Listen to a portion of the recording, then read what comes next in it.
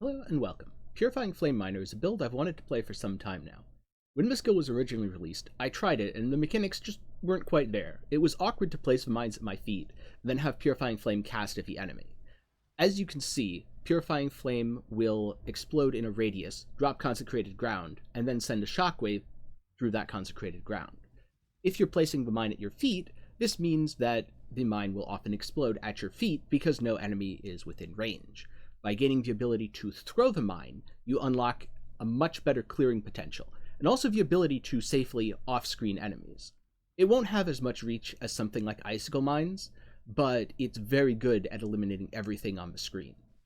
The further change this league is the Successive Detonations. So instead of all of the mines exploding immediately and killing the center of a pack, then leaving consecrated ground behind that doesn't really do much, requiring you to throw and detonate more mines, the first one will explode, spreading consecrated ground. Then the second one will target remaining enemies and explode, and each successive explosion also sends shockwaves through the consecrated ground created by previous mines. This also has the nice side effect of giving me 6% life regen most of the time when I'm standing within that consecrated ground. The other really cool thing added this league was the new support gem replacing reduced mana. That gives me a bunch of extra damage and a bunch of extra crit most of the time, due to the fact that mine reservation is fairly inexpensive. I decided to pair this with what I would call a fairly standard low-life miner. It has good block, it has good spell block, facilitated by the Glancing Blows keystone, and overall, excellent damage. This seems like a perfect storm of good mechanics, good defenses, and just all-round a good build. So now I'm going to go into a little bit of the details on how the build works and what its mechanics are.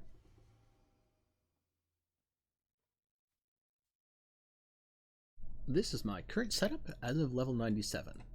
First of all, the Ascendancy. I chose Born in the Shadows because it is a very efficient damage reduction, and blinding enemies gives you a 50% evade chance with no evasion rating, which is quite nice because it's not really an option to take acrobatics if you are an energy shield based character. I then took Pyromaniac, Ignite and Shock Immunity's very nice quality of life, 10% regen, which I am converting over to my energy shield, which I'll discuss later, and reduced mana reservation of skills that throw mines, also very nice utility and quality of life. I then moved on to Bomb Specialist. The increased area of effect for each mine helps expand the radius of both the consecrated ground created by and the direct hit of the Purifying Flame. Mine throwing speed if you detonated mines recently is great. Little bit of damage and some detonation speed. The faster you throw mines, the faster you want them to detonate. I finally took Explosives Expert for even more increased area of effect, some reduced area damage taken from hits, and 3 damage modifiers, all of which I can inflict. My Skitterbots will chill enemies, giving me 10% elemental pen against them. My Skitterbots will also shock enemies, giving me the 80% increased critical strike chance, and my mines themselves can ignite, giving the 30% critical strike multiplier. If you want, you can instead take Demolition Specialist. The damage is pretty decent if you are running both Blast Chain and High Impact Mine support, which is a very interesting combination that Baylor Mage actually discovered. Then Demolition Specialist may outscale Explosives Expert. But I'm not currently doing that, and I wanted the defenses. In terms of the tree itself, I would say most of it is pretty standard. You're probably taking this mine wheel here. I actually prefer to connect this way, but I didn't have the points to do it, not at my current level. There's one spare point, which actually goes into Chaos Inoculation. Path of Building kind of breaks if you take it.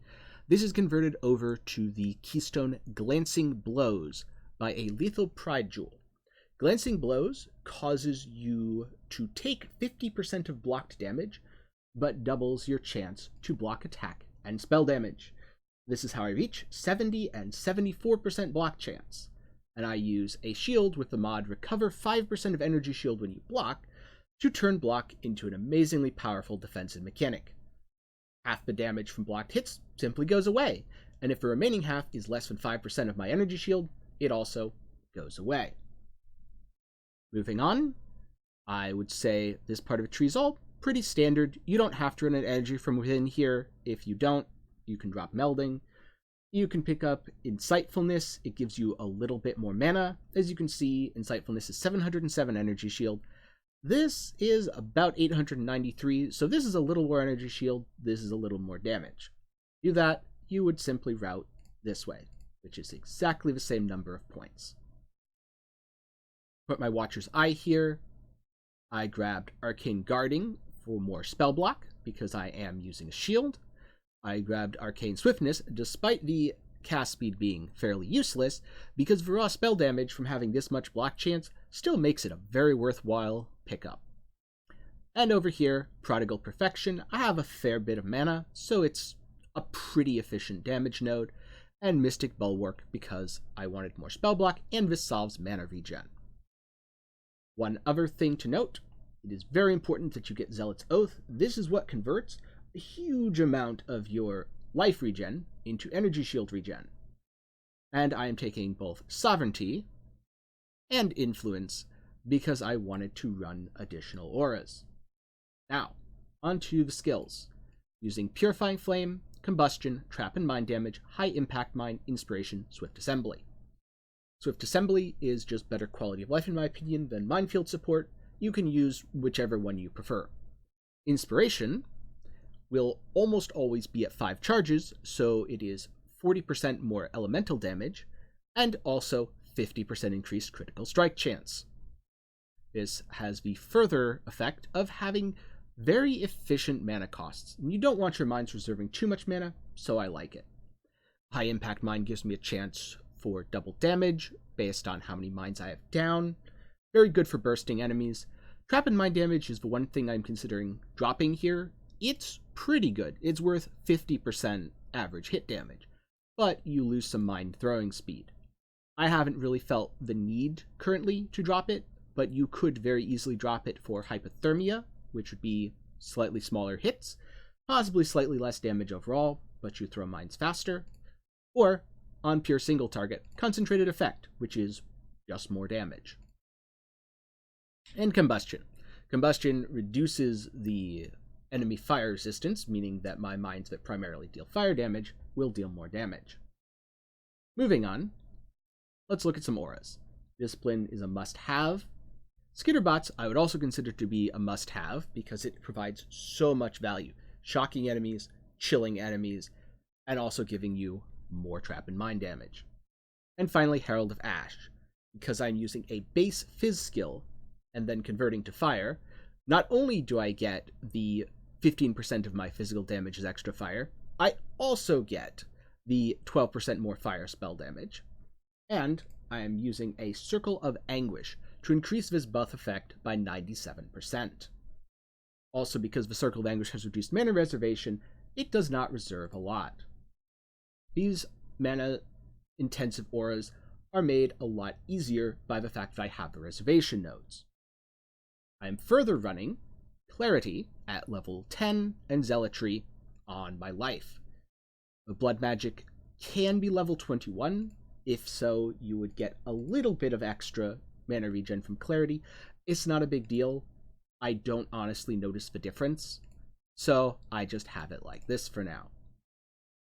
Zealotry enables you to use any Zealotry Watcher's Eye.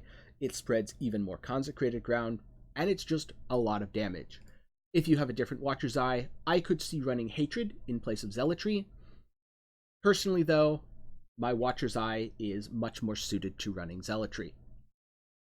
I also have 17% of maximum mana as extra maximum energy shield, which means that some of the mana nodes on my tree, more specifically things like Prodigal Perfection and Mystic Bulwark that have other powerful additional effects, or the mana nodes for my jewel, kind of contribute to both my damage and defenses in a small way.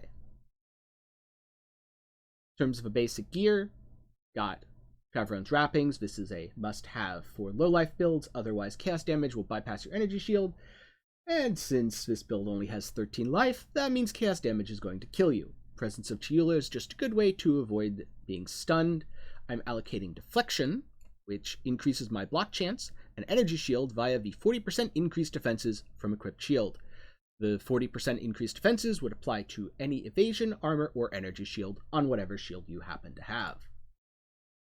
My rings are honestly nothing special, just some resists. Well, my ring, I should say. The Circle of Anguish is definitely quite nice.